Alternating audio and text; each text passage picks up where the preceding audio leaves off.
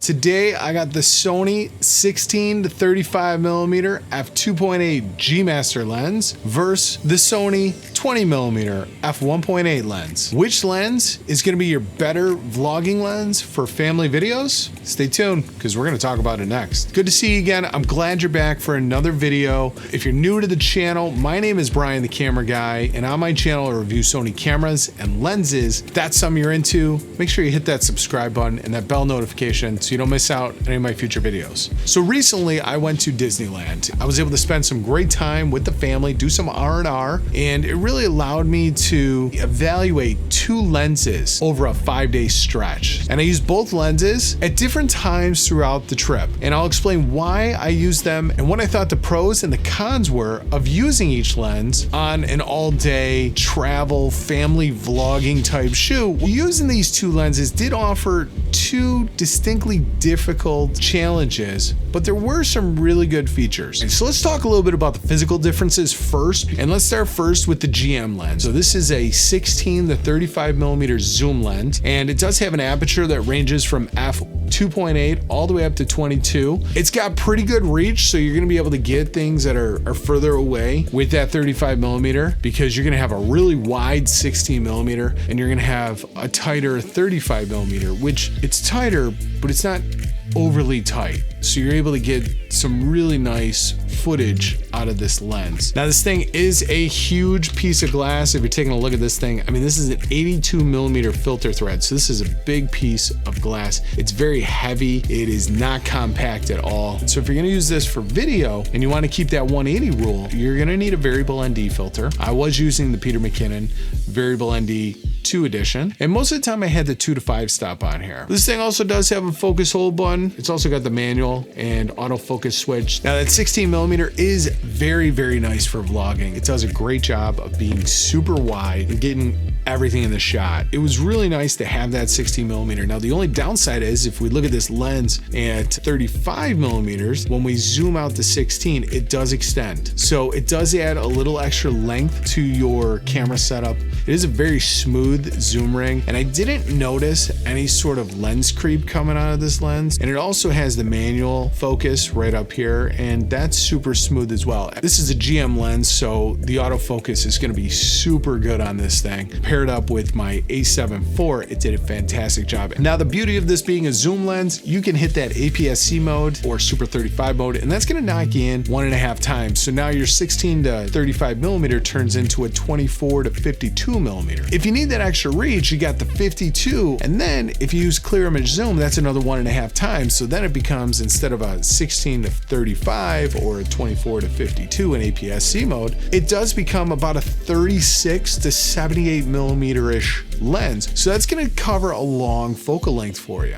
Downside with this lens is it was super heavy because it's a 1.5 pounds or 680 grams. I mean, this thing is heavy, pretty much as heavy as the camera. So you're holding the camera plus this lens. We're looking at near 3.5 pounds worth of cargo. I mean, this thing is heavy, carrying around all day long. Now, luckily, I had my Peak Design shoulder strap on. So I had two of these Peak Design clips, one on the side of the camera and then one attached to the bottom. So that dispersed a lot of the weight, and I was able to pull it up real quickly to start shooting when I needed to start shooting. I will say this lens does not offer stabilization. That extra weight does really stabilize the lens. So as I was walking and panning, it was nice because then it wasn't as shaky. Throw the active mode on the Sony A7 IV, that really stabilized the footage even more. Let's talk about the Sony 20 millimeter lens. I absolutely love this lens. It's super light, super compact. It's a G lens, not a GM lens. So a G lens is their step down. So you got your basic lens, then you got your G lens, then you got your GM lens. The G lens, I can tell you, this lens is really nice. This has great image quality on it. I don't feel like you're really losing much going down from the GM lens to the G lens. I think the image quality is still really good, and maybe it's because it's a prime, and sometimes primes are just a little bit sharper, a little bit crisper. This is a fixed prime lens, so it's a 20 millimeter focal length. It's locked in. It's not going to give you any more reach through the lens.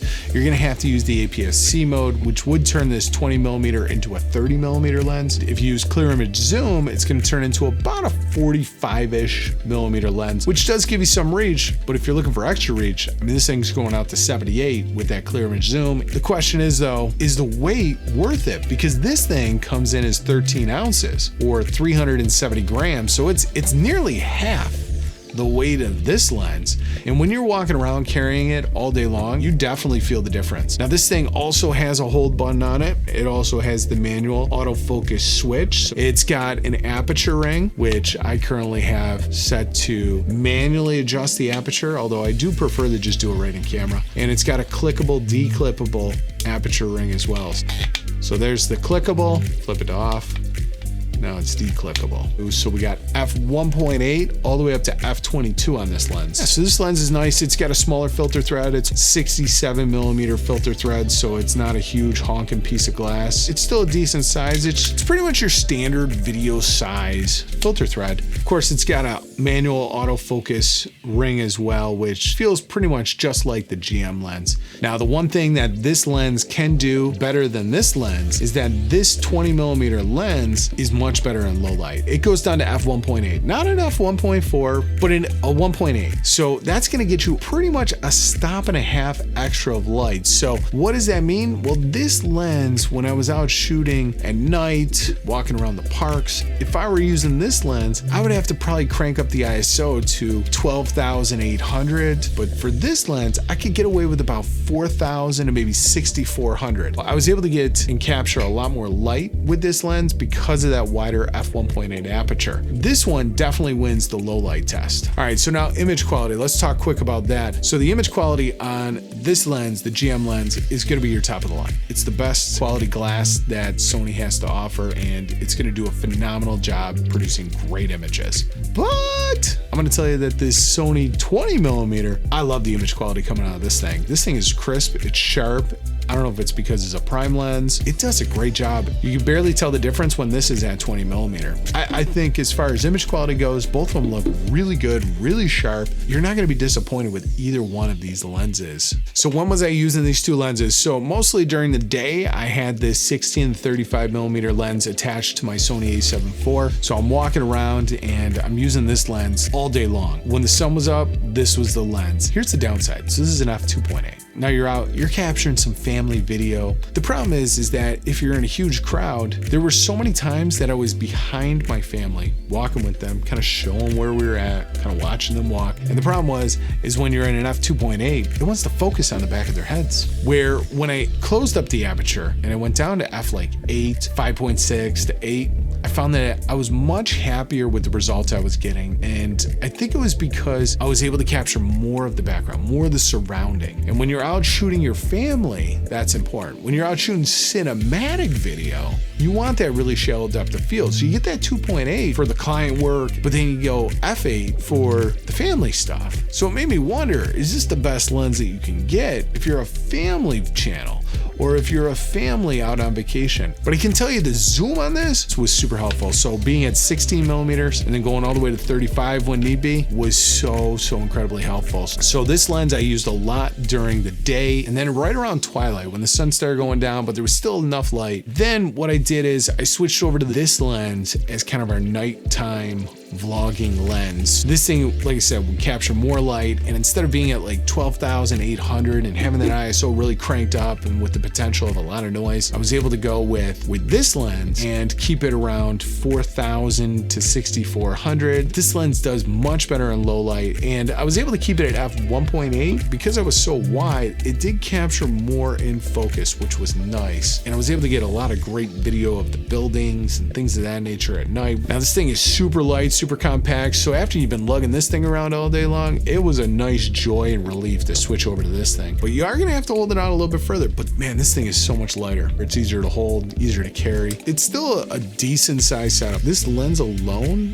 unzoomed, is as big as this whole entire setup, if not bigger. But this thing is nice because vlog with it, 20mm is definitely wide enough to do vlogging. But towards the end of the trip too, I was switching off the 16 to 35 into the 20mm better when we were going on rides. If you've ever been to Disney, it's got a lot of dark rides. Those are gonna be really low light situations. To be able to switch over to an f1.8 and then keep everything in f1.8, which is where I really committed to going to the 20mm lens. And as you can see, the image quality looks really great. I will be doing a separate video on which picture profiles I used and when. I think you're gonna be shocked with which picture profile I went with most of the time. If you're interested in being here for that video, you go down, you hit that like button, you hit the subscribe button, ring the bell notification. So here's my final conclusion. These guys, they're both great lenses. You're not going to go wrong picking up either one of these lenses. The question is what are you looking to do? Are you looking for more of a zoom, more of a reach? This is going to be the lens to go with. Or do you want a fixed prime lens, something that's lightweight, good in low light, and basically going to make your life a lot easier carrying around this small 20mm lens? So this thing, beautiful, beautiful images. This one,